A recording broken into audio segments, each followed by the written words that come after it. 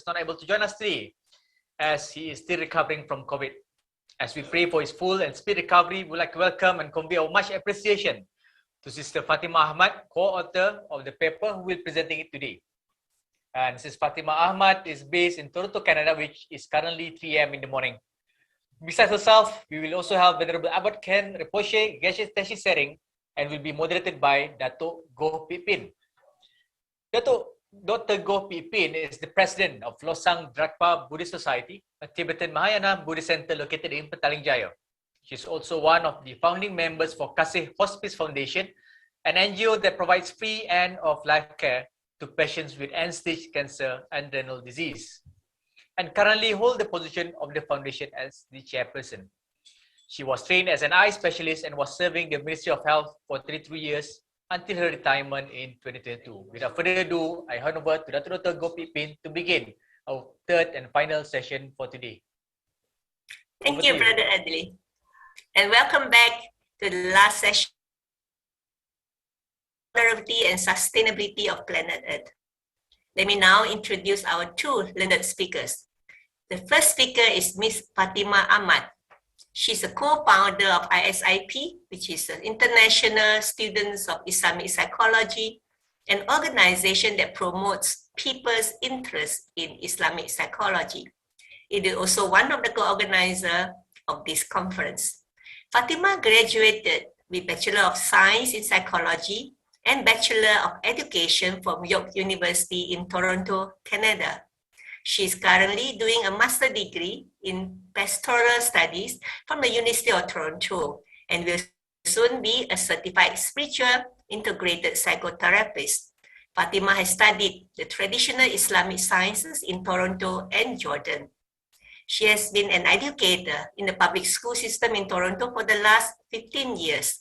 She also holds a license to teach Tashwid, which is a proper Quran recitation. Our second speaker is Venerable Abbot Ken Rinpoche Geshe Tashi Tsering. Venerable Geshe Tashi is currently serving as the 91st Abbot of Serame Monastery in South India. Prior to this, he was the resident teacher at Jamyang Buddhist Center in London for 24 years, and he has been teaching and guiding students in Buddhism in many European countries, in the United States, as well as Asia, through many Buddhist studies, discourses, conferences, and interfaith dialogues, either in person or online. Geshe Tashi graduated with the Larampa Geshe degree, the highest educational qualification within the Buddhist tradition, from Serame Monastic University in 1990. He has a Master in Art degree in Social Anthropology from University of London in 2017. Geshe Tashi teaches Buddhism to both modern educated people and monks at the monasteries. He's a gifted teacher with his rich Buddhist knowledge and his ability to convey complex Buddhist psychology into very clear teaching, as well as through his kindness and delighted sense of humor. Realizing the need to make Buddhism accessible to many, he develops a 2-year online Foundation of Buddhist Thought courses and has published 6 books of the Foundation of Buddhist Thought series. They are relevant to both beginners exploring Buddhism as well as experienced Dharma practitioners on the spiritual path. With his vast contribution to the community, he was awarded the British Empire Medal in the Queen's Birthday Honours List in 2019. Without further ado, I would like to invite Ms. Fatima Ahmad to present her view in vulnerability and sustainability of planet Earth. The floor is yours, Fatima.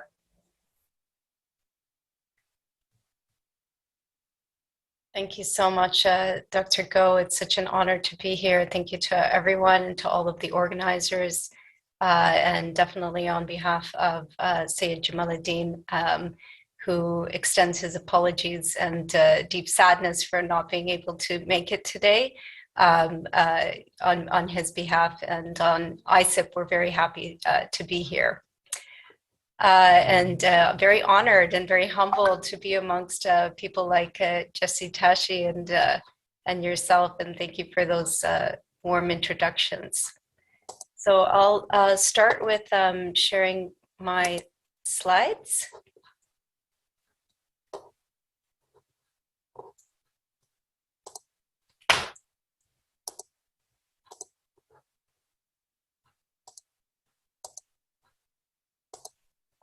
Okay.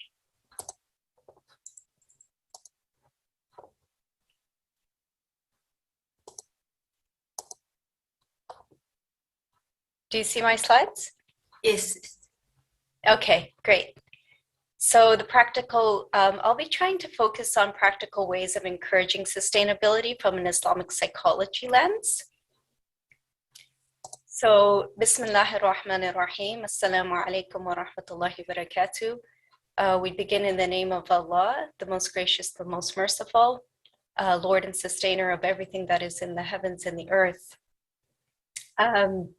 We have such scholars and such esteemed scholars who have been illuminating for us from the primary sources of the Quran and the prophetic example of the Prophet Muhammad, peace be upon him, the encouragement and the impetus to live in ways that are sustainable. But I think we've also been hearing of ways that we need to bridge that gap between theory and between practicality. And so what I'm going to try to offer in this short time that we have together are what we need to do in order to start to bridge that gap is to have an awareness and an introspection of the soul and its influences. So in the Islamic realm and the Islamic conception of the human beings is that we are created with a soul, and we are created with external influences such as the devil, or what we call Satan, but we also have internal influences such as what we call the nafs. So I'll be expounding a little bit more upon that and why the awareness of such a construction of the human being can impact the environment, and also positively and also negatively. And I think what we've all been hearing over the course of this day is also the need to live spiritually. And when we do that from our traditions and live in a spiritual manner, we're challenging the material world and its inclinations. And then what we need to do to bring that to in a living reality and a practicality is enlisting and encouraging community support at our religious venues, and hopefully to then create a cultural shift.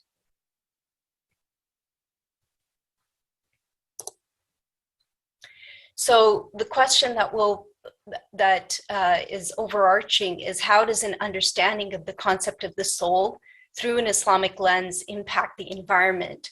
So as I was mentioning, the soul has different influences. And we also have the concept of the fitra and the nature of man and the nature of the human being being created to be able to connect with the divine and to connect with God, and to recognize that we have inclinations that will try and distract us from that. So the things that will distract us from that is what we call, of course, we have the whisperings of the devil, but we also have something within us, which is called the nafs, or the lower self. And how can that, we don't sometimes always think about how does my nafs, or indulging in my nafs, impact the environment. So, for example, in the Quranic, in the Quran itself, we have a conception of the nafs, many different levels that are expounded upon, and some of the key aspects of the way that the nafs has been explained to us in the Quran is that there's a nafs al-ammara bis-su. That means that there's a nafs that incites to evil or to lower and base kinds of desires. And we're asked in the Quran to try and counter that and to try and refrain from that. At the same time, this nafs is also seen as something that can be changed and can be transformed. So you're not stuck in one level to remain in the nafs. If we've ever seen children, and I'm an educator, as you mentioned, so if you ever see children or young children, you can see where the nafs is just, unbridled and unchecked. And but we have the ability to cultivate it, and the nafs can go through different stages, as mentioned in the Quran. The nafs can be the nafs al-lawama, where the nafs is a self-reproaching and much more aware of its tendencies. And you can also reach a stage of nafs al-mutma'inna, which is the tranquil nafs, or the nafs that is at peace. So there's not being stuck in a level. The nafs is transformable. Now, why is that important to our environment? So how does this lack of spirituality that we're living in a secular worldview negatively impact our environment?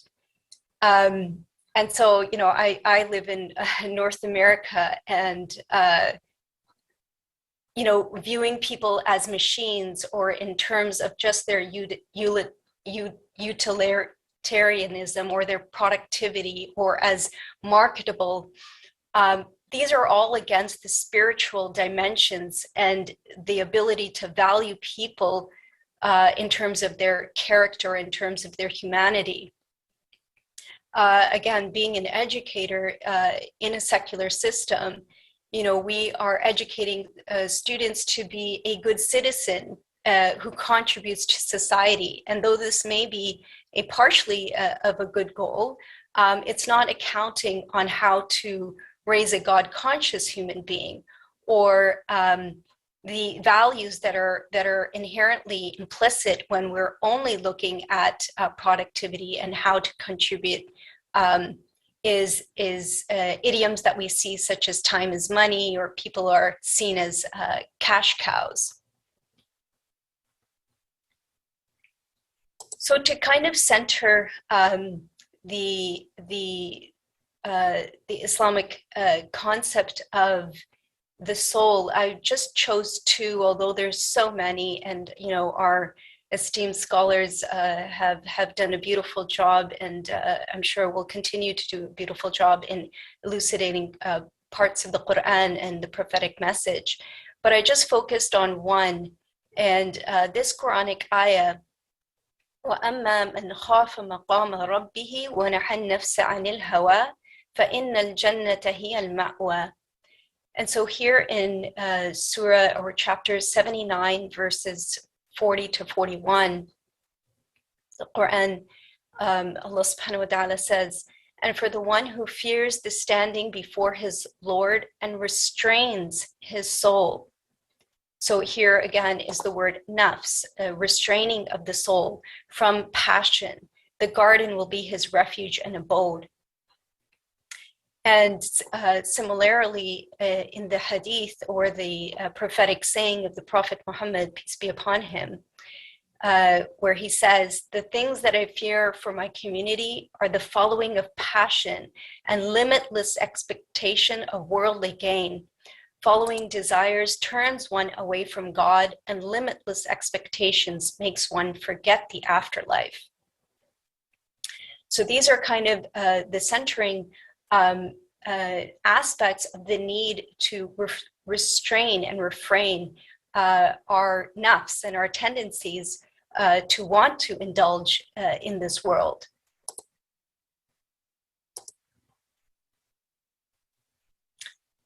So continuing to build on that, the Islamic concept or spirituality of working on ourselves, we have what we call spiritual diseases. And these spiritual diseases, and these are just some of them, kinds of concepts common within, mentioned in the Quran, also mentioned in the Hadith, can negatively impact the environment. So we have the concept of takabbur, or arrogance and pride. We have human beings mentioned in the Quran being created in a state of haste, or always being in a state of haste, and the need to try and do things quickly and without thinking. And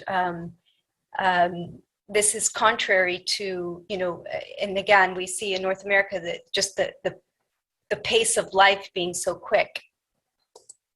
There's tendencies in the lower nafs, or in the lower base desires, to go to extremes in food consumption, but really to go to extremes in almost any aspect of our lives, but definitely in food consumption. There's the concept of riya, in ostentation. And if we look at takabur, or arrogance and ostentation, and how that can impact the environment, we see the need to, try and compete with others, to try and in material goods, in ways that we can outdo other people, creating, and as communities, when we're trying to create buildings or places or things that are, bigger and better and bigger and better. And so this just becomes, these are manifestations of diseases of the heart. Ujub, or conceit. Again, if we look at the billion-dollar industry of makeup and of all sorts of, beauty products, feeding into these types of diseases as well.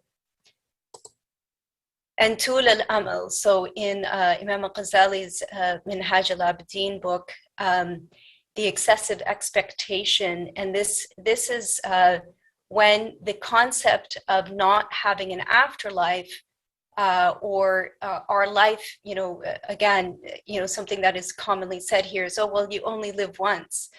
But if our concept in the Islamic concept is that we're here for a short amount of time, but our soul does continue. So this is not the seat and the place of all of our expectations.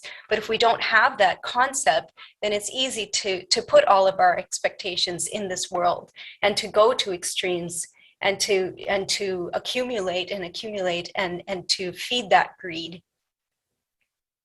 So the antidote and the Islamic concepts which counter that are tazkiyah, which is the purification of the diseases of the soul. And this is, again, the heart of spirituality in Islam. To how can, when we're working on ourselves to purify our hearts, to purify our souls, how is that even that can actually even positively impact the environment? So we have the concept of zuhud, and refraining from our desires, which was mentioned and highlighted in the Quranic ayah that I shared. We have the central aspect of becoming God conscious, or becoming God aware, which is taqwa, which is largely what the Quran is calling its listeners to. And we have the concept of wasat, or being the middle ground. The Prophet, peace be upon him, was always encouraging people to take the middle ground, to fast and then to not fast, to get up at night and to sleep at night. And so not to go to extremes even in our worship, but in everything that we do, to try and find a middle ground. And then as I was mentioning, the concept of knowing that you will be standing before your Lord with a sense of responsibility. And khulafa is the word that's used as vicegerent of being in this world. And so there's a sense of accountability that we have in being created in our actions, and being accountable. And again, if there's no sense of accountability, then it's easy to indulge. And of course, the exhortation for tawadu, or humility, and rida, and the sense of contentment. And the contentment, is a spiritual state that, when inculcated, is independent of of what material needs, or whether you have it or you don't have it. you are contented with what Allah, with what the Lord has decreed. And if your status changes at any point, you know, with natural disasters or forced migrations or any type of things that we have no control over, there's still that ability to hold wealth in your heart and not in your necessarily in your hand.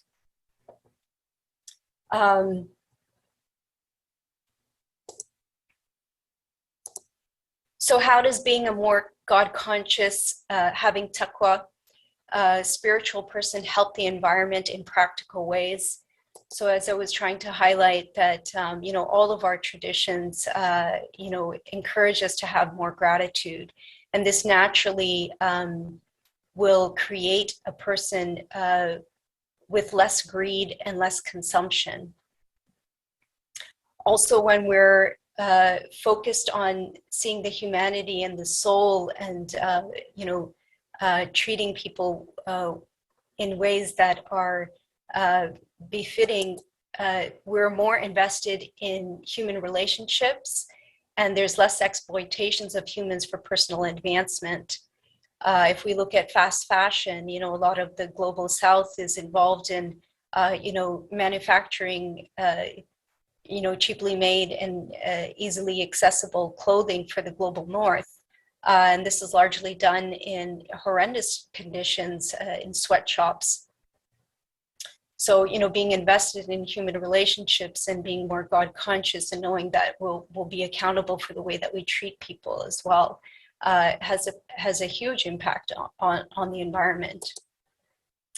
And also, of course, you know, being a more God-conscious person and spiritual and bringing spirituality to the forefront allows for that contemplation, allows for the slowing down of our world and focusing on being present and not just efficient. So, bringing this now to a practical level. I wanted to just highlight, you know, some of the common Muslim gatherings. So we have the Friday prayers, the Ramadans, the Eids, the Mawlid celebration, which is the celebration of the birth of the Prophet, funerals, births, and marriages. You know, a lot of these are, you know, funerals, births, and marriages, of course, are common in every religion, but all of these gatherings are potential avenues to influence cultural changes and enlist community support for more ecological practices. And so something that I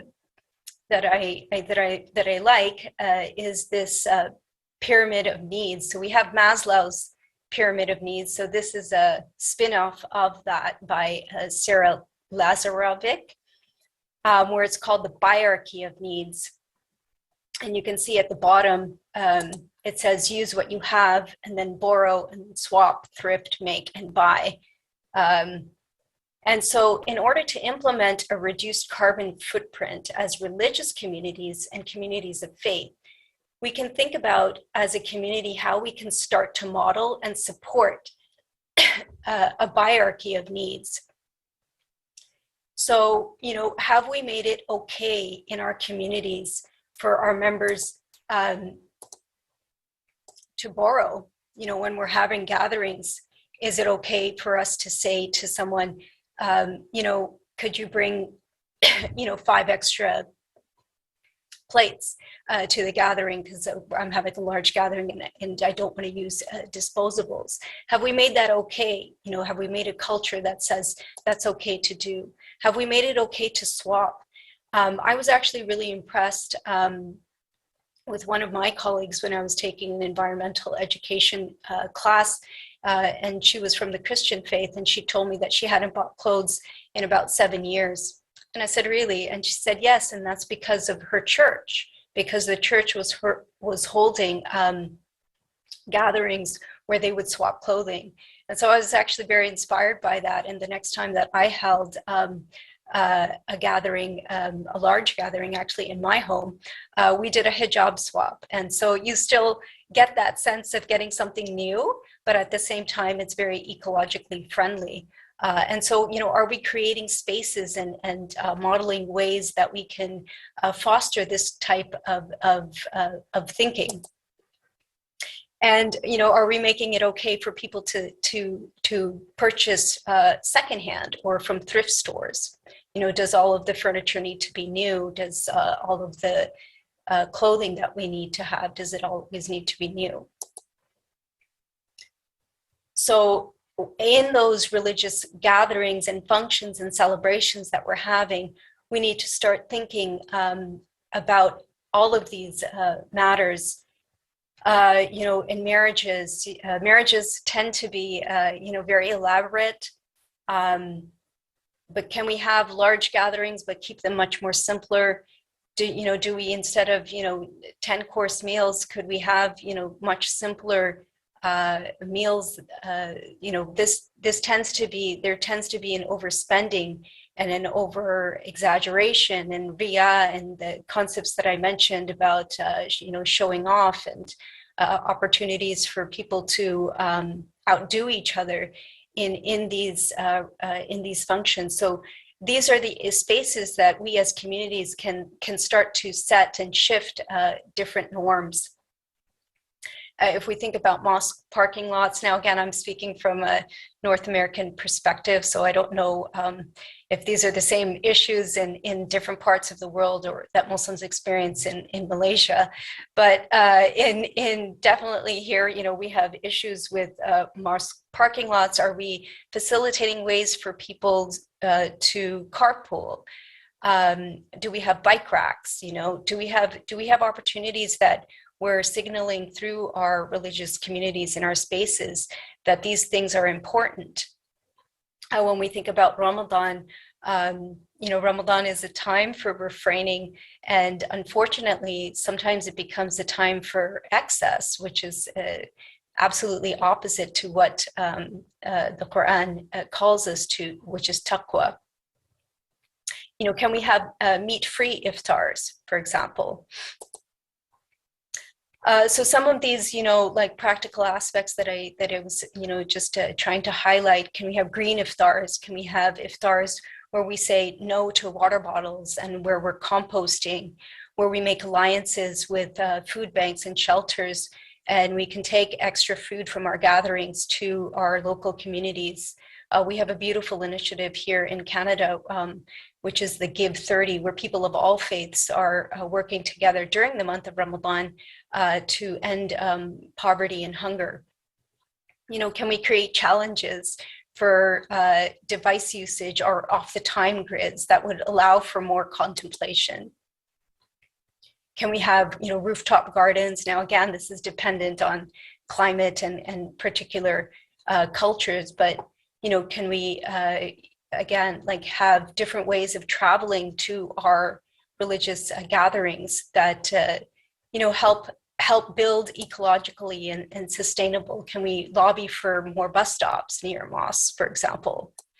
And wudu consumption, I was impressed with one of our earlier speakers, Esteta Liana, in Singapore, who was mentioning in the Harmony Center, opportunities for people to learn how to reduce water usage in the ablution that is performed before prayers. So, we need this cultural shift, and this historically, the cultivation of gardens and architectural incorporation of fountains and being connected to nature have been key contributions of Muslims to the world. And the Prophet, peace be upon him, is celebrated by humans, but he was also celebrated by the natural world, where we have reports of camels and trees and rocks speaking and crying and greeting him. And he had an intimate relationship with animals and the natural world. So, I wanted to leave on a kind of hopeful note and example. And so, can we use our existing religious spaces in a more creative, supportive, and ecologically friendly ways?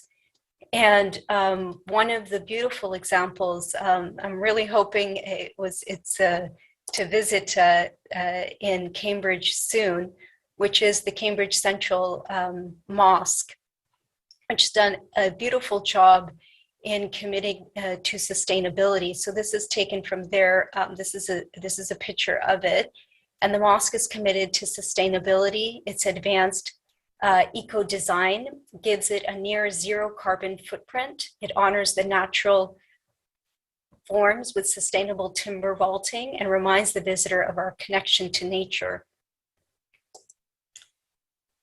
Some of the features, as I mentioned, it has timber, it has roof lights supplemented by low energy LED bulbs, while photovoltaic cells on the roof help generate renewable energy from sunlight. It's well insulated, it has highly efficient heat pumps, it has parking underground, rainwater is harvested, there's bike racks available, and there's a community garden open to the public all the time.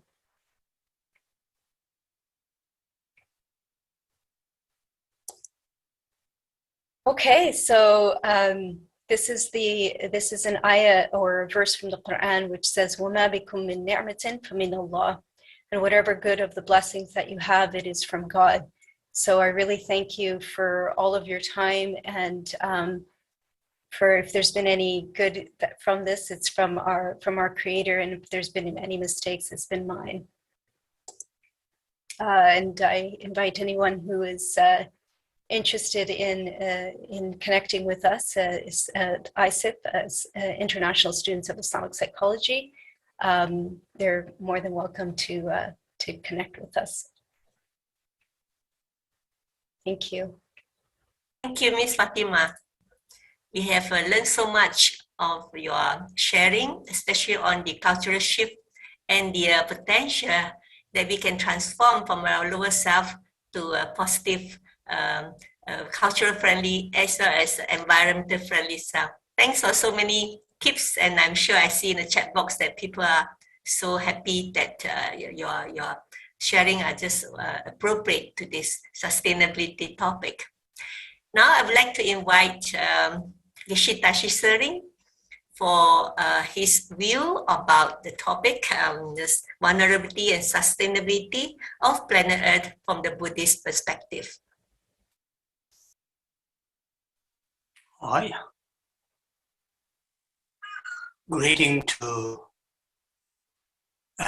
all the great speakers and also organizers and also people who participate in this very important, and one of the earlier speakers has said, very historical gathering, virtual gathering. And I feel very honored and also very humbled be here and to say a few words from the Buddhist point of view on the ecology, particularly vulnerability and sustainability. Now here, I don't have, I'm a lazy man. I don't have any beautiful presentations on the slides to show, and that's my apologies. So I will follow the old tradition, everything only through verbal, not very much visual. And so all the previous speakers from the Islamic point of view and from the Buddhist point of view, and particularly just Fatima, her presentation from the Islamic point of view, in general essay, what is said in the Quran, and then practically what we can do to really to preserve our ecology and environment for the coming generations. It was really beautifully presented. There is a part of what is said in the Quran, and there is also part of what we can do practically at the marriage ceremony, at the gathering villages. And really, when she presented, particularly in the practical part, very much moved. Thank you for Fatima for your presentation. So I will present, the first part, these two topics of vulnerability of our ecology and the sustainability of our ecology from Buddhist theoretical point of view.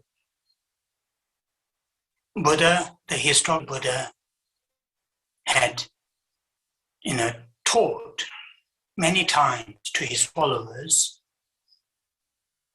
In Sanskrit, the term is used, patita samupata, and quite often translated in English, dependent origination or dependent arising.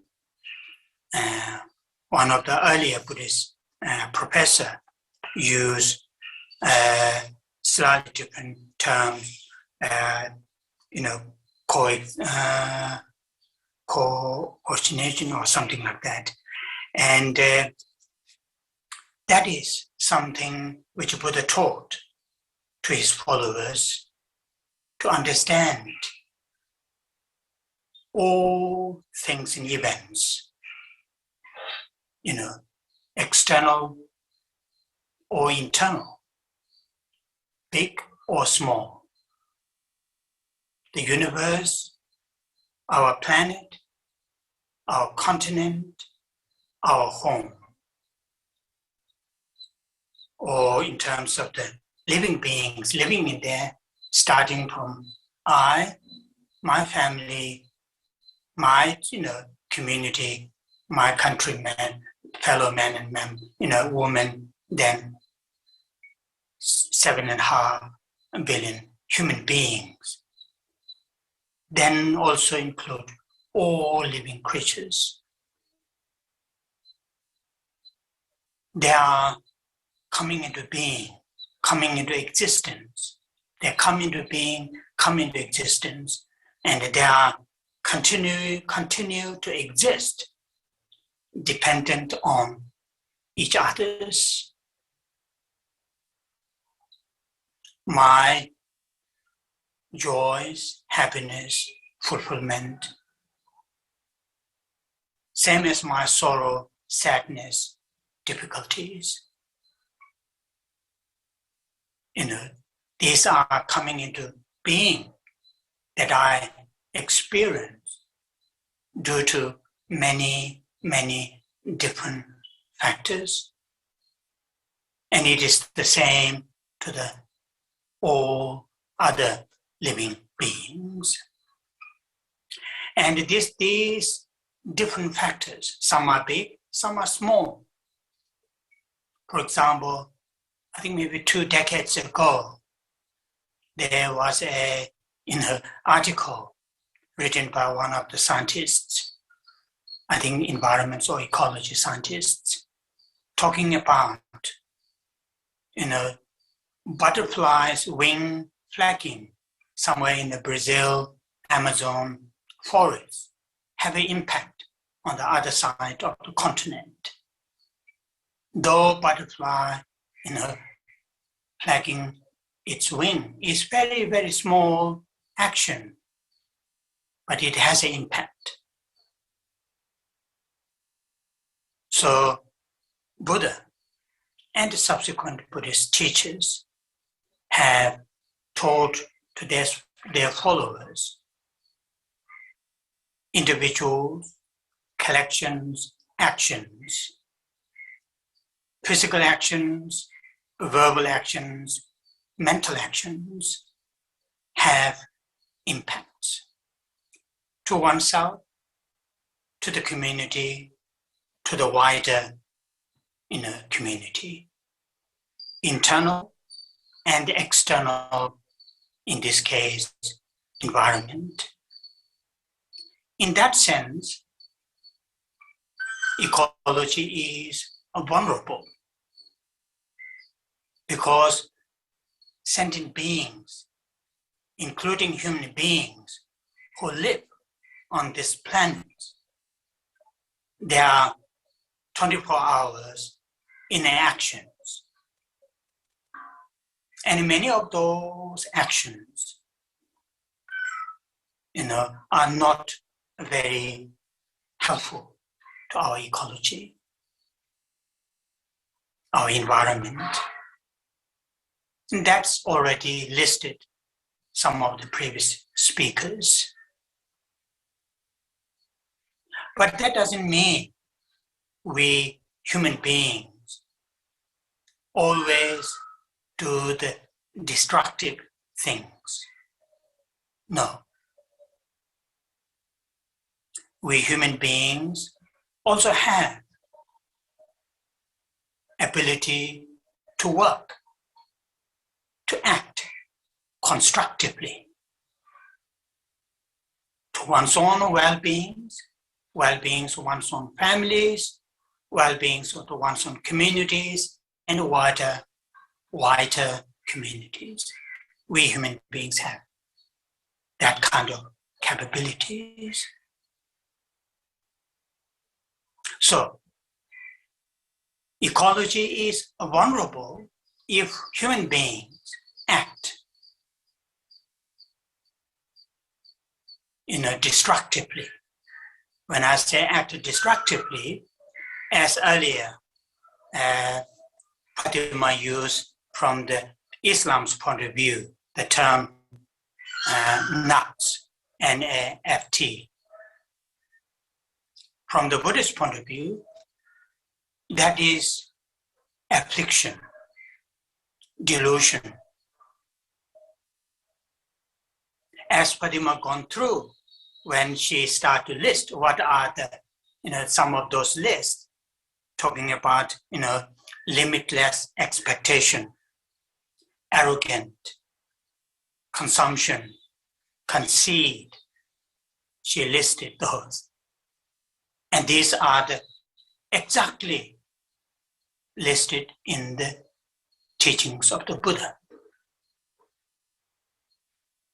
When Buddha explained the sorrow, the dukkha, the suffering of the living beings, these sufferings, the sorrows are not causeless. They come from the causes and conditions. And the causes and conditions are not always external. In fact, main causes are within ourselves. Within ourselves. And there are a long list of unhealthy mental states, which earlier I used the Buddhist terms, afflictions or delusions, but in a common,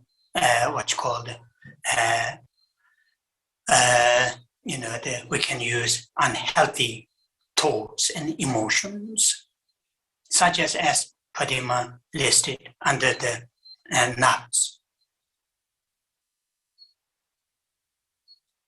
When we act individually and collectively with greed, with anger, with ignorance, with a lack of contentment, those actions are destructive actions. Those actions will bring to oneself, to one's own family, to one's own community, to one's own society, and wider world, pain, suffering, and in particular today's topic, ecological environment destruction. Because ecology, environment, by its nature,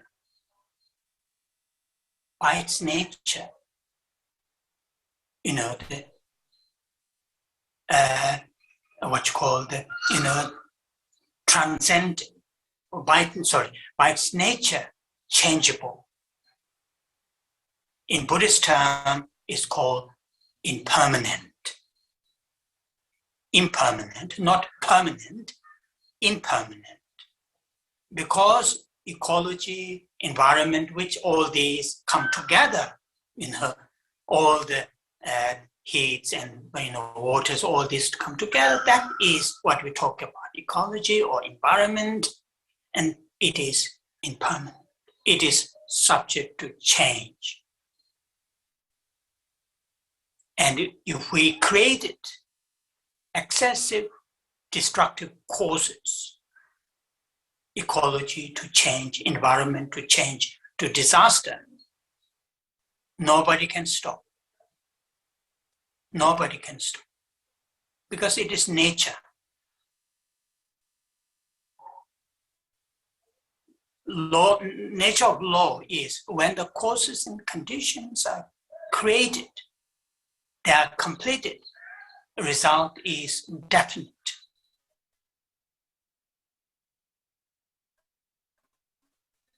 Not politicians or environmentalists, environments or whatever power they have cannot stop when the causes and conditions are created.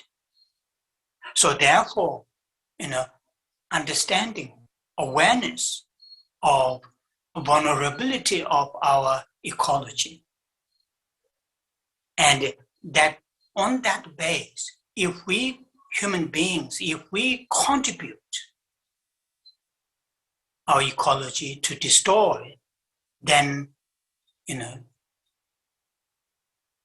nobody can stop that. So we need to raise the awareness.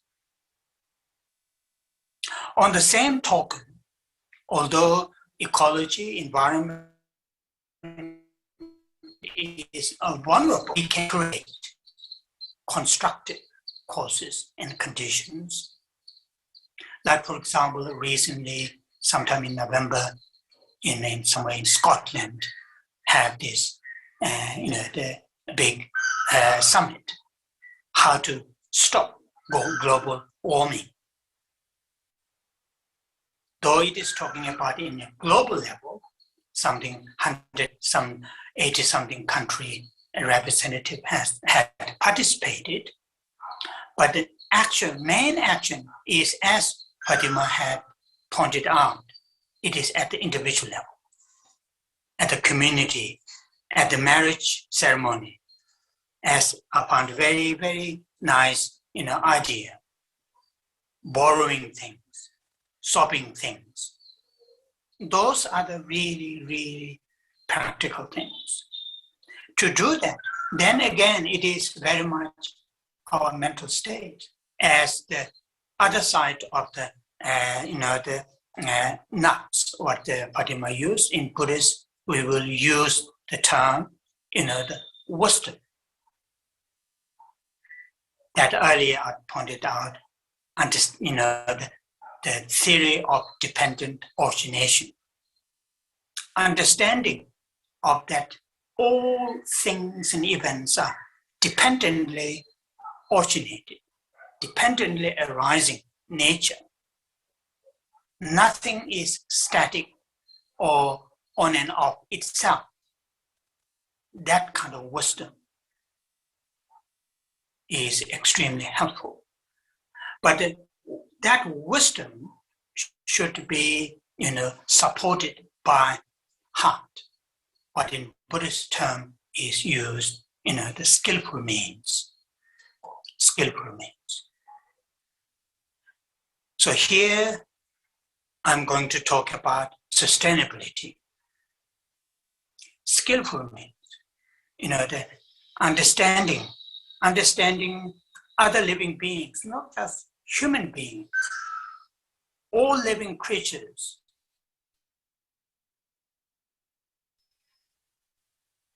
All creatures are sort of to something that we should pay attention, at least not to cause harm, pain.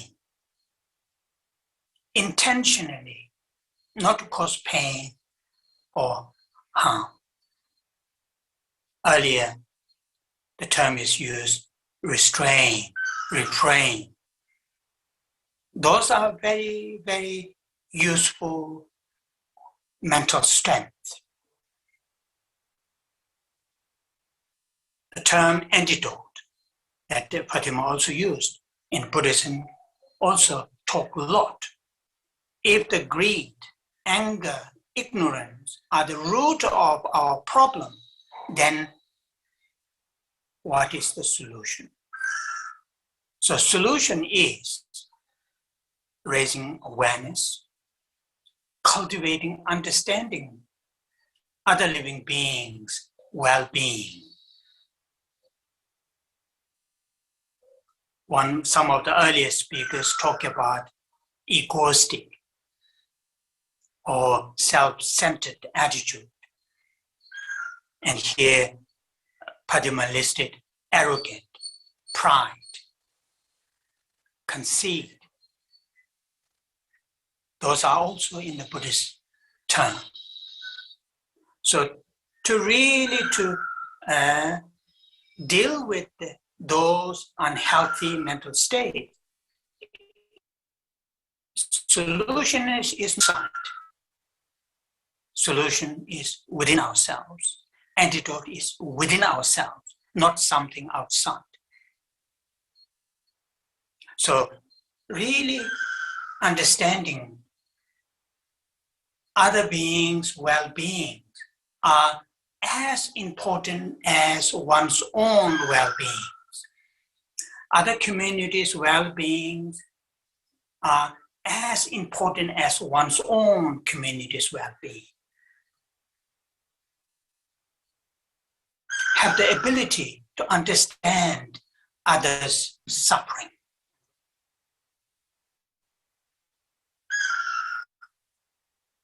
One of the earlier speakers talked about have the ability to express compassion, love.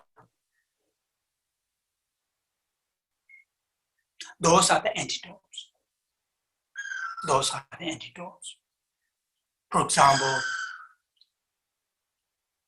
very greedy, the greed, the strong attached to the things and events, not satisfied having, the few pieces of clothes, constantly buying things, It is because of lack of contentment. There's no contentment, the things that we have got.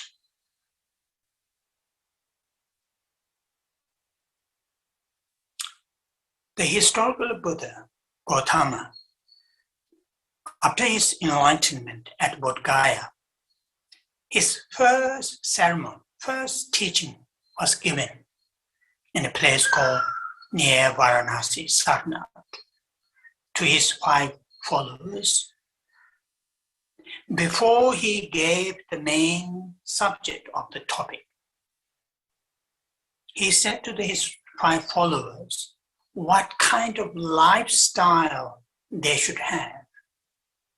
And he said, Middleware lifestyle. What is the Middleware lifestyle? Not to indulge sensory pleasure and not to neglect basic necessities, to live in that life. The teaching was given more than 2,500 years ago. It is still extremely relevant, that kind of lifestyle. We talk a lot about 21st century. Earlier, the term is used, consumerism. It is true. Currently I'm living in India, in the monastery, But I lived in London for nearly 25 years. I've experienced that. I've seen that. Bombarding the advertisement. Sometimes I feel these people are very, very strong. Though, wherever you look when you're driving, there are these huge billboards. Nowadays, less, because social media is taking place in their advertisement. But still, people try. People try. And here, what is important for, particularly people who have religious, spiritual life to follow, we should to show the example.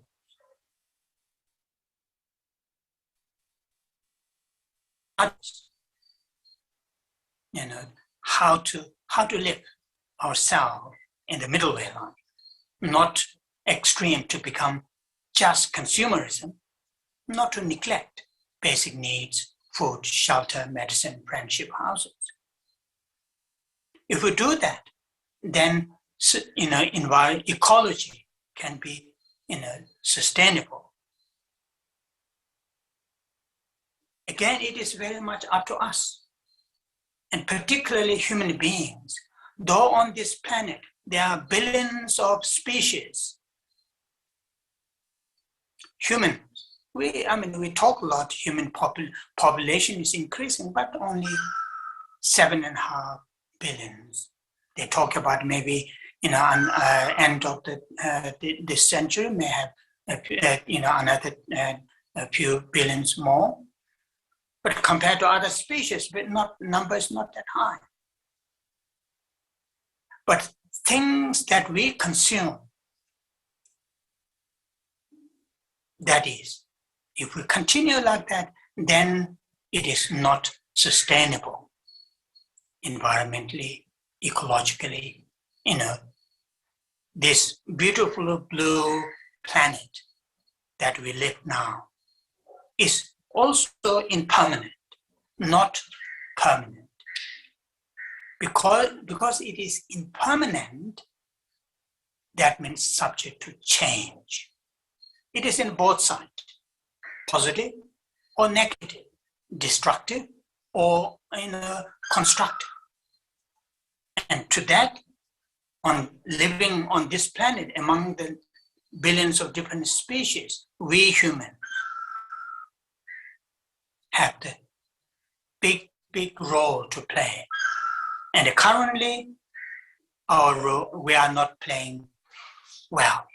We are working more towards destructive, not constructive, ecologically. Now, how can we, these beautiful teachings from Islam, from Buddhists, and others, how can we take those messages, which I earlier put the question, how can we take this message to the non-believers? To say, Islam, genuine Islam practitioner, really follow Quran, and Buddhist Buddhist practitioners, real practitioner, to follow teachings of the Buddha. Therefore, say, this is say we are not destroying the environment. But there are, 3-4 billions who not believer. How can we take these beautiful message, profound teachings to the non-believers? And that is really something important we need to think in this kind of conference. We need to talk, share. And to that, our contribution, Buddhist contribution, Islam's contribution to the world. And that is what, big question. His Holiness, the 14th Dalai Lama, worked very, very hard to take some of these amazing, teachings, understanding of dependent origination, cultivation of love, compassion to the entire humanity, entire living creatures. Beautiful teachings theories, practices in the some of those great Buddhist teachers, how can take those teachings to the university level, education, to the college level education, to the secondary level education, to the kindergarten level education. These are our hopes. If we are able to give the right education to the children who are in the kindergarten, in the secondary level, in the college, they will do the good things. And which something we need to think about. Religious leaders, scholars, talk a lot, but how can we take those beautiful messages and then really, very genuinely, sincerely, not in a form of converting or anything like that, but these treasures that we have is not just use only ourselves, but also need to share to the others. And how to share to the others is something very important steps we need to think. And this kind of, gathering I found very, very helpful. I just mentioned several times when I listened to Fatimah's presentation. The terms are used slightly different. Maybe one of the fundamental philosophy might be different because Buddhism does not believe in an eternal creator. Everything is dependently arising. And, is Abrahamic religious tradition believe that eternal creator. Otherwise, many of these messages are very, very similar. And that means we have the common ground to take these good, very profound message to the, to the others, and which is important. So I will leave it my presentation here, and look forward if there are questions. Thank you.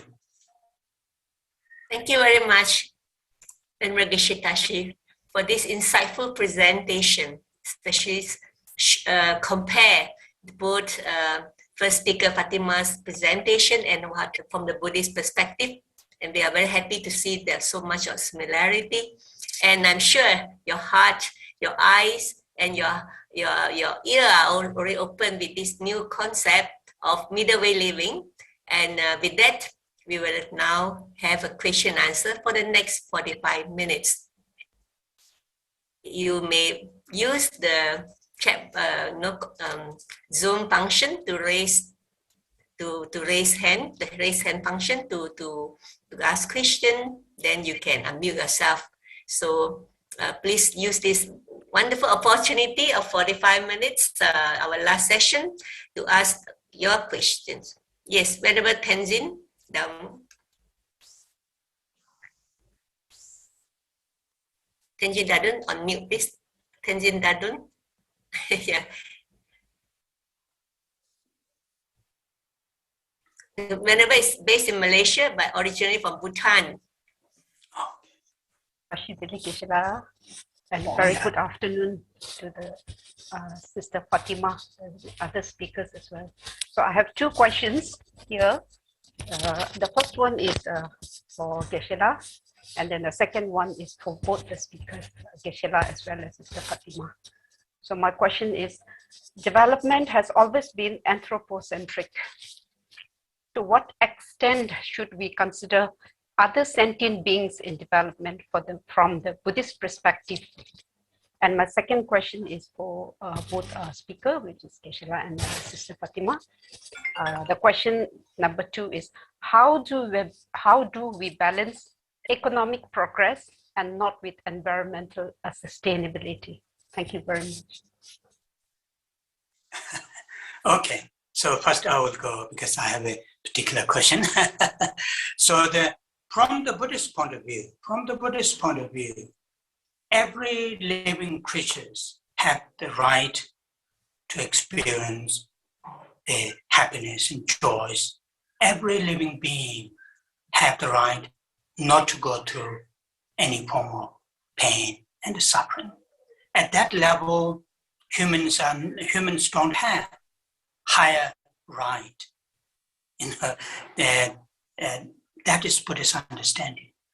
Nevertheless, we talk about creatures who have a bigger brain, have a bigger experience, more experience than the creatures have less brain. So there are these things, but in principle, humans don't have higher or bigger right to enjoy the environment than the other sentient beings. If we look at it in that kind of hierarchical system, then it is very, very difficult to talk about practicing love and compassion economically, equanimity, because all living beings are subject to our compassion, express our compassion. That is I don't know whether I have answered your question or that's my answer. Yes. Fatima? Yeah, thank you. Thank you for your question. Just with regards to the economic progress, I'm not the best to speak on this, but there's definitely not a need to, curtail economic progress. We can develop green technologies, appliances that are green efficient, and to invest in green technologies, renewable sources of energy.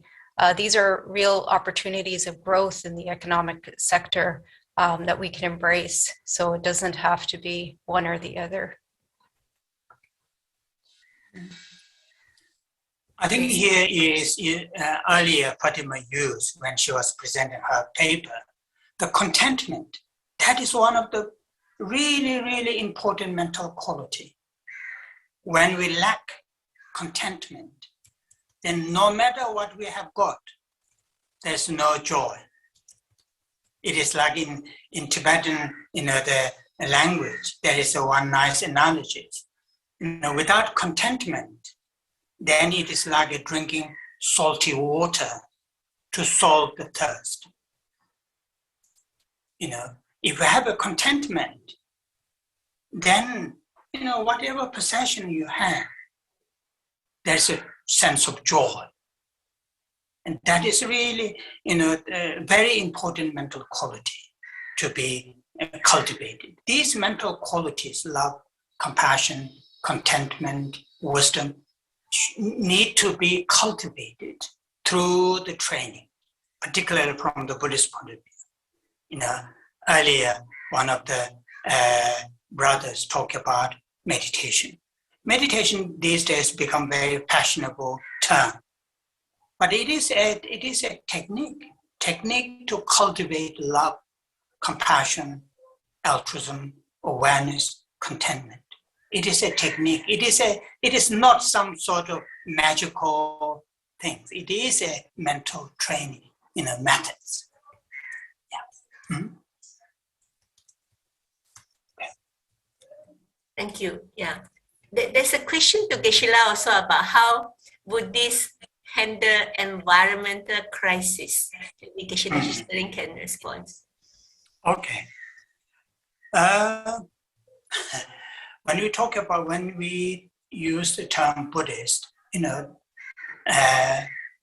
I'm sure there are individually Buddhist practitioners work,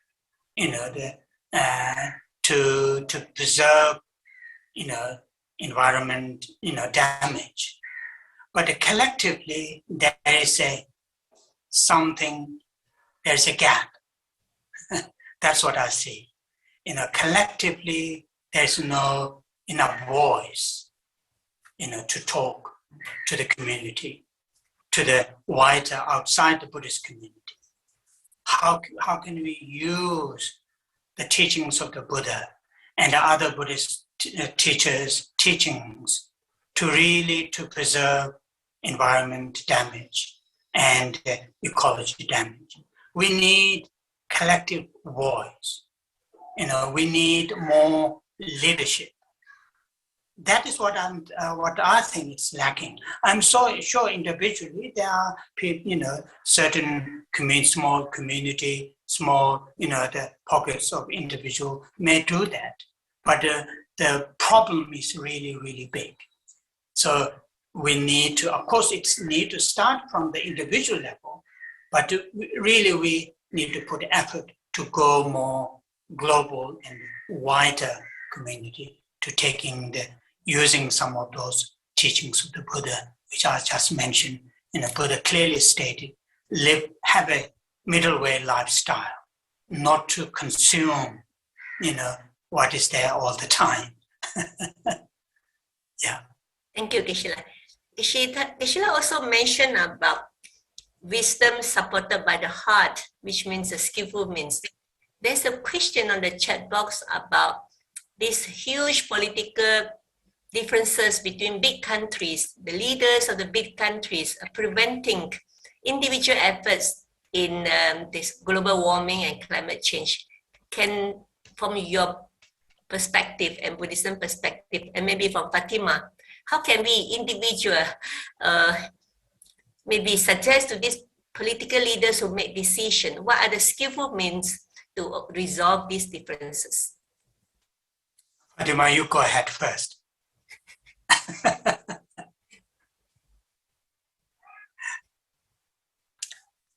Well, I can't really say too much about the political situations that I'm not very well versed in, but just in general, our political leaders, at least here, are, elected officials. So if you make climate an issue, like in the last Canadian election, climate crisis was one of the top issues that people said they wanted to hear the politicians speak on.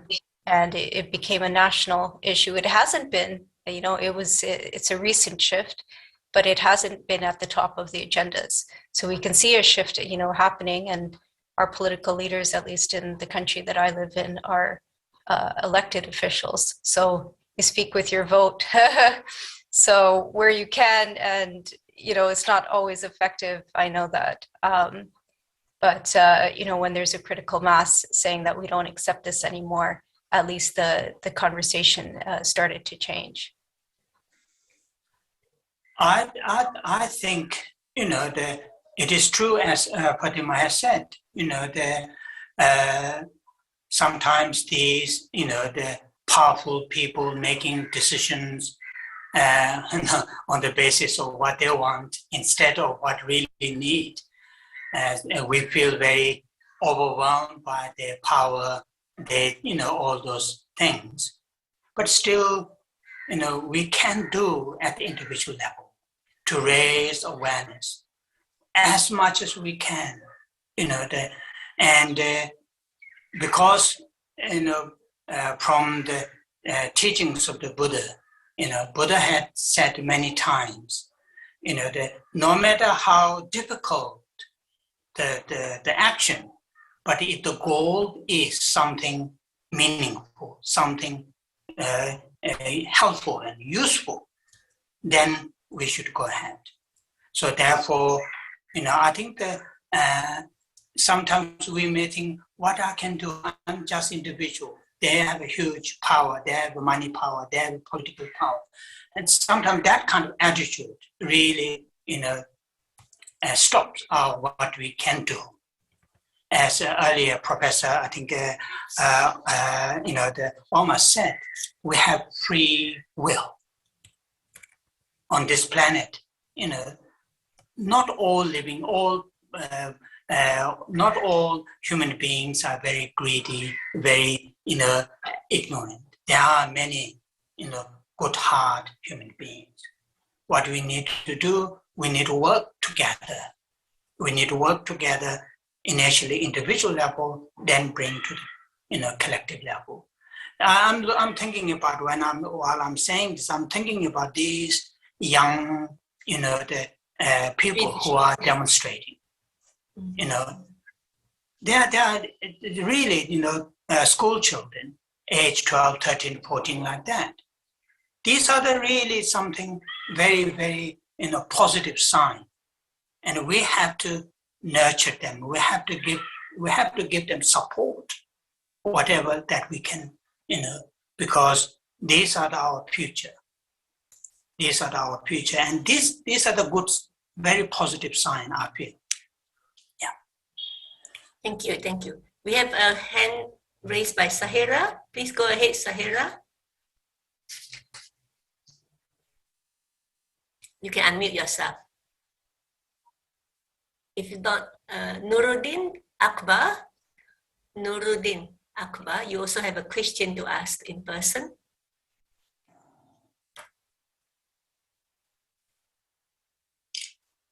Hello. Yes, Sahira, we can hear you. Yeah, thank you so much for this conference. It's been an eye-opener in many ways. The reason why I raised my hand was when you were both the speakers were trying to answer this question. Like I'm a housewife with 2 children, and the political scene is the same in all the countries, right? So I don't think there's much that we can expect from political leaders in bringing about a change in terms of, saving this planet. I'd like to share I'll take very less time and share a small experience of mine. But 5 years back, I stay in a gated community which has 600 villas, independent houses, and which has a lot of green wealth, a lot of flora and fauna. So since I'm a nature lover and a conservationist, I tried to bring in all the children in the campus to understand the green wealth. So I had a rally for children on Children's Day, and I tried to form a green club for children who can take care and convert the whole community into a plastic-free and, eco-friendly community. But over a period, what happened was there was a lot of resistance from parents in sending their wards for all this volunteering activity because they felt they could spend this time reading and writing and, becoming doctors, engineers. So eventually what happened was I gave up. But after some time, I just came across some message which said that it's not about what others can do, it's the little difference that each of us can make. So that's when I started an initiative, which I have a group of 200 members now, who were zero in sustainability, and today they are all living sustainable life. They have sustainable practices at home. So I'm not an ecologist. I'm not a very highly qualified. I'm just a mother who's passionate towards environment and the creations of the Almighty. And I'm really worried that the state at which it is deteriorating, I'd like to see children getting bonded. So my main mission is to basically connect every child and, make a bond, create a bond, and that becomes a parenting value. Because ultimately today educated parents are becoming a barrier in this.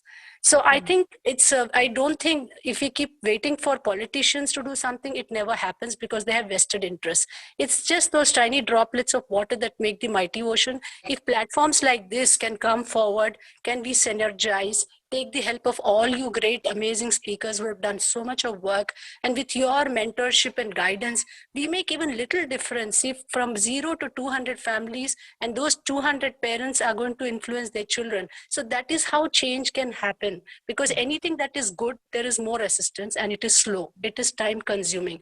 But then that should not stop us from doing what little we can do, because it's how much impact I as an individual can make, that matters to me, because I am answerable to the Lord, to the Creator who has created me, right? So from all those slides of Buddhism and Islam, that's what it says, that we are answerable to our God in the hereafter. So I think, I'm sorry, I don't think I have, I'm sorry if I've, interfered and taken a time, but I just wanted to share this little experience that just let's look at what each of us can do, because together I'm sure someday we can make some difference. Thank you so much. Thank you, Sahira, for the sharing. Yes.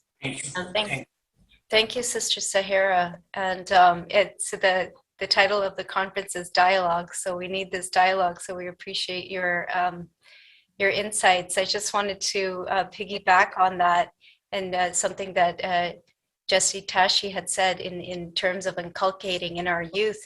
I myself am an educator. I'm in the elementary school. I was a kindergarten teacher for about 5 years. And one of the things that, when I was doing my environmental education course, is that people can't care about something that they don't love.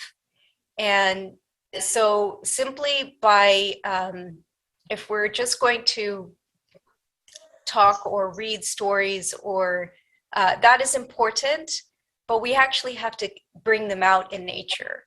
And so, despite, I live in Canada, so we have, it's winter right now. So even when it was very cold, we had a policy that unless it goes below -20, which is extremely cold, only then are we not allowed to take the students out. So even when it was -15, some of the parents would be looking at me like, "You're not going to take them out?" And I said, "I am." And as long as students are dressed appropriately, there's no such thing as bad weather. We would tell them there's just bad clothing. So, we would make sure that our students were dressed appropriately, but we would go hiking even in wintertime, and just to once a month, and I teach in a secular environment.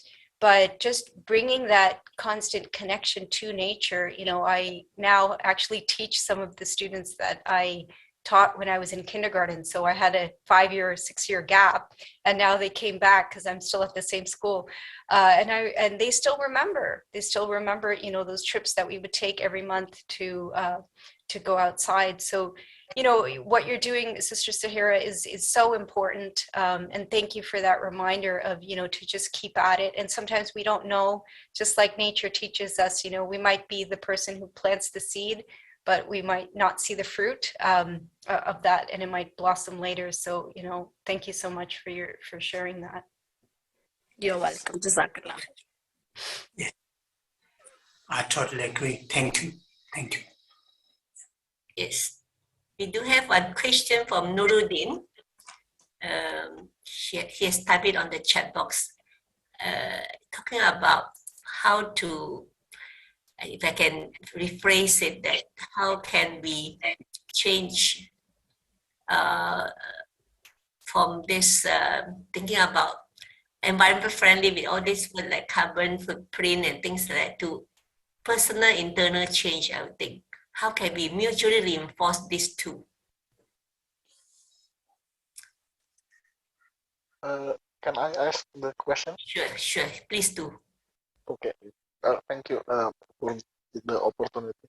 I think this is very interesting explanation from the speaker, and I feel that one important point from the explanation from the two speaker is about the strategy to improve the nature, the ecosystem, the cosmos, starting from improving our own soul. And I feel that this discussion of ecology with esoteric dimension, starting from our soul, is rarely discussed compared to the more exoteric ecological tradition. For example, the discussion about Kyoto Protocol, COP, carbon trading, environmental law, and etc. And I want to ask, my question is, can this esoteric ecological tradition about improving our soul be used to strengthen the current esoteric ecological tradition that I feel is more about heavy on law and about the creating product that more environmental. Maybe that's my question. Thank you. Okay, I think there is a natural changes in the ecology, in the environment. There's a talk that geologists, they talk about circles of ice age, then global warming. There's that kind of natural changes in the global environmentally and the ecology. Here we are talking about human impact, our actions, our greeted minds, motivated by greeted minds, then are consuming endlessly. That is very, very damaging that to the ecology or the environment. that things we should and we can change. But natural circle, which seems, since the planet existed, it goes through different stages. I don't think that we can do that much. But what we can do and what we should do, whether you can use an exoteric element or whatever, but humans input to cause destructions in the ecology. In that case, then we need to look at starting from the individuals, our soul, our attitude, our behavior. We need to start from here instead of looking something outside. What are the wrongs outside there? Of course, outside there are problems, but starting from here, that is from the Buddhist point of view, that is how we try to, difficult, but try to sort out. Yeah. Yes, Fatima, do you have anything to add? Yes, thank you. Thank you, Geshe, Tashi, and thank you for the question, Brother Nuruddin. I guess I would just, highlight, something in psychology. What's happened was, that push for the realm of psychology to become a measurable scientific science, and they took the metaphysics out of it. And there's barely any conception now of some of the Western theories and psychologies don't even acknowledge that the human being has a soul. And we can see where that has taken. It hasn't, brought about the well-being of human beings with that conception. And so psychology is still stuck in trying to figure out ways, and they're now being forced now to have, like, for example, in the program that I am, it's now spiritually integrated psychotherapy, because there was a need to recognize that spirituality contributes fundamentally to the well-being of the human being. And similarly, as you're saying, it fundamentally contributes to the well-being of the earth. So we're going to need to, as people of faith, of faith communities, to stand up against this concept that we can continue to exclude spirituality from our discussions in well-being of the earth, of people, of human beings. And we're going to have to push back on that and ask for that inclusion. And people have seen that, in the medical realm as well. When they've done studies, they have found that people want their spirituality to be parts of the treatment. But doctors feel very ill-equipped to do that, because there isn't even one course taught. I'm talking from North America. But in the medical schools, there isn't even one course taught on the integration of spirituality and well-being, or religion and health. And so they feel very ill-equipped to do it, so they don't do it. But there's a need to do it. And so I think if we're just always going to, let the dominant voice be voices of excluding spirituality, excluding religion, then faith communities have a responsibility here to try and bring the esoteric realms into these discussions. Thank you for Fatima and Geshe Tashi. Raymond Uy, you can ask your question now. Thank you, organizer and panel speakers. And the problem of ecological damage is actually done by a handful of people, especially those who are non-believers. To them, religion is not important, or the spirituality is not important to them. I don't know what do they believe in. I think one aspect that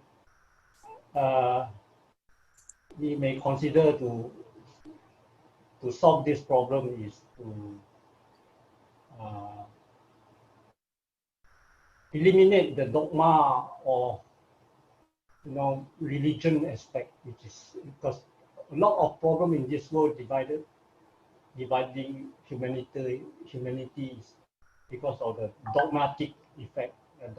People have different dogma, and they use religion to separate themselves rather than to integrate and do good things together.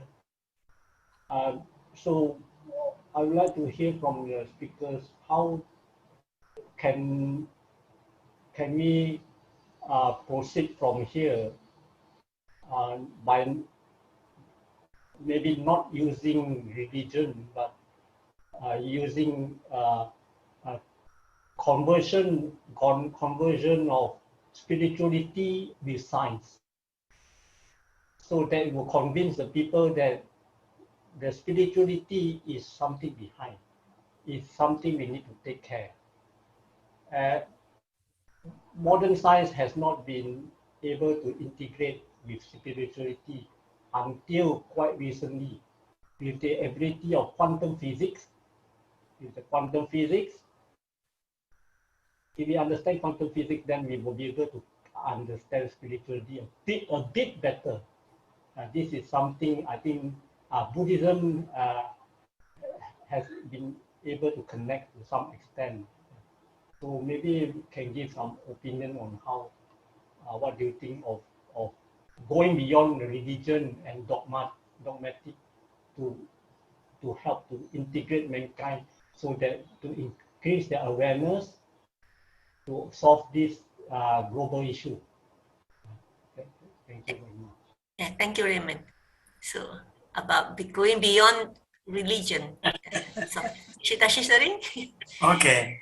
I think we have to be very realistic in how much that we can, change or contribute to the people who are destroying our environment or creating destruction in the ecology. The real world, there were and there will be in the future. There are people who are not very, constructive, in the many different layers, not only in the non-believers, but also in the believer. So we have to be very realistic, how much that we can do. But same time, as I said earlier, we have to be, like, for example, from the Buddhist point of view, we have to be very, very clear and very honest if we would like to share, some of the helpful, useful means and methods and thinking to the non-believer, we should share, but without intention to that person to turn into Buddhism. That if we create that work in that kind of, what you call the motivation, then it is not going to work well. So I am sure, as I mentioned earlier, and also previous speakers talk about Islam and Buddhism, there are lots of good, profound teachings that we can share to the non-believers. But we should share with honestly and sincerely. That is important. Anyway, yeah, thank you.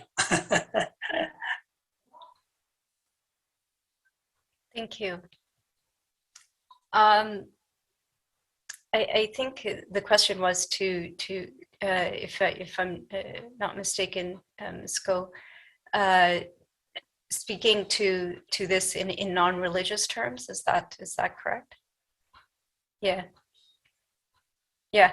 Okay. So one of the things, this is actually a treat for me to be able to speak in religious terms, because I live in a secular worldview, and I teach in a secular worldview. So the ways that we can bring the environment and love for the environment and leaving maybe religious terminology out of it is something I've had to do. So I really just believe that, the proof is in the pudding. If you allow people to experience nature, you don't need to say much. It'll allow people to have more contemplation. It'll bring up curiosities. But we have to give those opportunities to do that. So we can do that, maybe not using religious terminology, but just inviting people more to connect with nature. And that will start to foster a love for it, because as I said earlier, you can't care about something that you're not attached to, that you don't love. And we've heard from our Buddhist teachers and about having love and compassion, and you can begin to foster that by spending more time even just in nature. So that would be one way. Interestingly enough, they do have, I believe in Japan, what they call forest bathing now. So as a prescription, they tell people to go and walk, in the forest. And so those are now prescriptions, for helping with anxiety and decreasing stress. So, we just need to allow and consciously bring people more in connection with nature. And that doesn't necessarily have to have any religious terminology attached to it. Allahu Alam, God knows best. Wonderful, yeah. There's certainly more and more so we have to use, again, wisdom and skillful means to handle different type of environment. Chikyo has a second question. He's talking about the both scientific community as well as the faith or religious or spiritual community blaming each other for not doing their part or hindering the effort for climate to make a better world for each other. So now how do we bring these two communities together is his question. Any advice? I think it is not easy, because each group or each community has its own baggage to carry. I experienced this when I was doing my master in London University in SOAS. Because I wear with my Buddhist robe. Just wearing the robe, people, some of the professors are very difficult to talk, because they feel, wearing a Buddhist robe, they feel, if I'm talking to this man, my colleagues see I'm a little bit crazy. So that sort of things are there. It is not easy, but it is not impossible. For example, His Holiness Dalai Lama has created really very, very amazing dialogue with the many, what's called the high, scientists in all different fields, all different fields. So it is possible, but there are, barriers, there are sort of baggage to, and not easy to jump into other side and have the good communication or good sharing. But we can do that. For example, today's in this group, there are several, it seems, eminent scientists in here, also practitioners. And that is this part of the process. I think we don't need to go into one institution. It's not going to become one institution, but it is possible. There are also obstacles. Yeah. Thank you. Yes, Fatima, your view. Yeah, I agree with Tashi.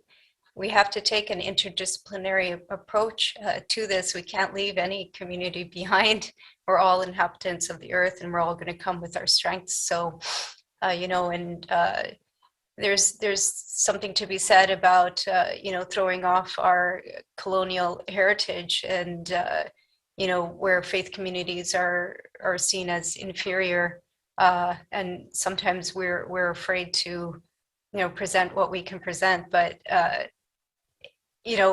historically, the Muslims have been able to, and this is something that was not part of our heritage in the Islamic heritage, where Muslim scientists didn't see science as a competition to religion. It was an expression of getting to know the divine in different ways, and to use our intellect to serve the divine. So there was no dichotomy between religion and science. So we need to come back to that, at least in the Islamic heritage. We need to reunite that. And we haven't really had we haven't had that huge dichotomy, but we've inherited, those aspects where we're being told that if you're religious, then you're not embracing science. So we need to challenge that. And thank you. There's a question given earlier on about, in the effort to promote sustainability in ecology, what is the difference between religious effort and spirituality? Religion and spirituality. Thank you. My understanding, even in English, religion is quite a recent terminology, and spirituality too. So I think that behind those different terms, I'm not sure what's the difference in here. People tend to use spirituality less sort of weight than the religion. If we use religion, there is this, dogma based. If we use spirituality, has less dogma, and that is my understanding. But both terms are, for me, is the second language. I don't have my sort of gut feeling. What's the difference between those? What the meaning? What's the difference between those two terms? I really don't know what to say on that. Yes, Fatima, do you have anything else to say? Well, just is the question related to how is religion and spirituality different in terms of ecology, or is it just in general? In terms of what's the difference in religion and spirituality in promoting sustainability in ecology? In promoting, okay. Well, again, you can have for example, we have religious injunctions. Example I might use might be from my own tradition that I kind of spoke to in the slide. The religious injunction in Ramadan is to fast, and the heart of the spirituality that you're trying to get through refraining, through the act of eating and drinking is a spiritual intention. What you're trying to inculcate is a God consciousness. So it's possible to do outward acts of the religion, but still miss the spirituality of it. And in terms of, so that might be, one type of distinction there. And if we're going to just be focused on outward acts, but we're not inculcating that spiritual sense or spiritual beings, which is also a part of the religion, you can't separate the at least in, from what I'm hearing from Geshe Tashi, and also in the Islamic tradition, you're not going to, you're just going to be an outward shell, just doing rituals if you don't infuse the spirituality within it. So of course, you could enact acts, or you could go through motions, but you need to still work on the spirituality, as I said in the presentation, and that will, just inculcating that sense, as Geshe Tashi was also, speaking to, of contentment, of counteracting, greed. That's going to come by the aspects of fostering that spirituality part, which is part of our religion. Thank you very much. Such a wonderful gathering today. We have now come to the end of the session. My humble thanks to Geshe Tashi Tsering and Miss Fatimah for sharing their wisdom with us today. Their words and thoughts shine every bright in our minds and hearts so that collectively we may take immediate action and just not listen to their talks, and so that we will sustain our only home, this planet Earth. I now hand over to the session back to Brother Adli. Thank you so much, Dato Dr. Goh Pik Pin, for moderating the session, and of course to both of our speakers, Venerable Abbot Ken, Rinpoche Geshe Tashi Tsering, and also Sister Fatimah, to spend your time this evening, and of course not to forget to all participants who have stayed to this event from since morning until today, until right now. And this reminds me that both of the presentation gives us a lot of insights, a lot of optimism, a lot of hope on the things that we can do, which brings me to the Suratul As, or the surah that talks about time, which means that by time, surely humanity is in grave loss, except those who have faith do good and urge each other to do truth and urge each other to perseverance. In the sense that, yes, it's good for you to be a believer, yes, it's good for you to have faith, but what more important is for you to urge each other to do truth and urge each other to be patient in persevering, in sharing the truth, which of course conclude the session or the conference of IBED Conference 2022 for today. And again, we look forward to see you tomorrow. And from the organizers, we like to share that the same link will be used. So you can just use the same link to join tomorrow. Have a great evening. And for any question and answers, continue to use our chat. And like I said, it was shared earlier, that some of the questions which have not been answered we will try our best to make sure that it is posted in our website. Then it will be literally answered there. So thank you so much on behalf of the organizers. Have a great evening. See you tomorrow. Bye-bye. Bye-bye.